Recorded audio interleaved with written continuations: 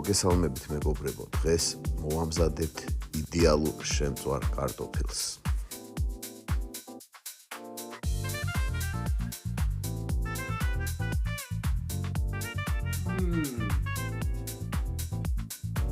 გემრიელესია. ბავშვობა გამახსენდა. ბავშვობაში რო შემწვარი კარტოფილის გემო იყო, ეგ გემოა ზუსტად.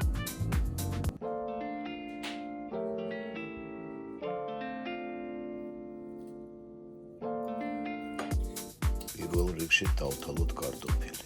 აქვე ჩამოგითვლით რამდენიმე ოქროს წესს, რაც განაპირობებს იდეალურად კარტოფილის მომზადებას. პირველი კარტოფილის დასველება, მეორე კარტოფილის გაშრობა, მესამე ტაფის და შემდგომ ზეთის საკმარისი სიმხურვალი, მეოთხე ტაფაზე კარტოფილის განლაგება ერთ ფენად. დავჭროთ კარტოფილი, გავრეცხოთ და დავტოვოთ თასში 9 საათის განმავლობაში. ამ დროს კარტოფილს მოშორდება საფანელი და მოშორდება წებონები. აქვე გაგიზიარეთ კარტოფილის გაშრობის ძალიან მარტივი ხერხი. ვამზადებ კარტოფილს ორი მეთოდით. პირველი მეთოდია ჩვეულებრივად კარტოფილის შეწყვეტა ეჩი, ხოლო მეორე კარტოფილს ვამატებ ერთ სუფრის ქვილს და ისევ ვწვავ.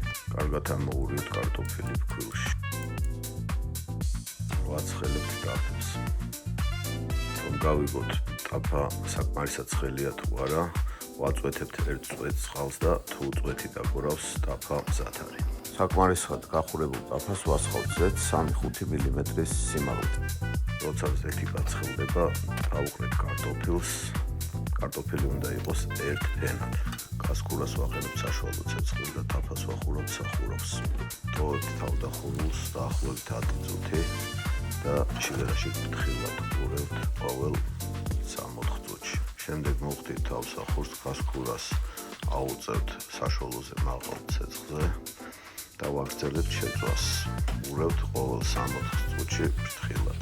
როგორც ხედავთ, ქვილიანი კარტოფილი უფრო მალე იწვება.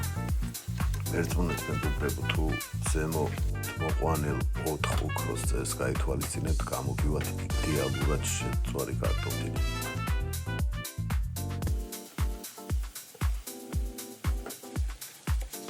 დაახლოებით 15 წუთში კარტოფილი უკვე თითქმის მზადაა. ეხლა ზუსტად ის დროა, რომ მოვაყაროთ მარილი. არც ვაყვეთ გემოვნებით და ისევ კარგად ამოურევთ. თავარია ფრთხილად, რომ არ დავშტაბოთ კარტოფილები. ბოლოს გადმოვიღოთ კარტოფილი ტაფიდან თასში და ვაცავთ საკმაოდ 5 წუთი.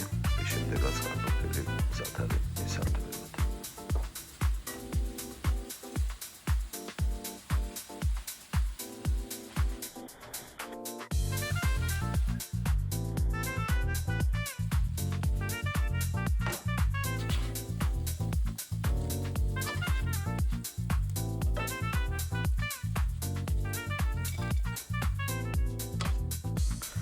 და აღნიშნო, რომ ორივე მეთოდით ძალიან გემრიელი გამოვიდა კარტოფილი.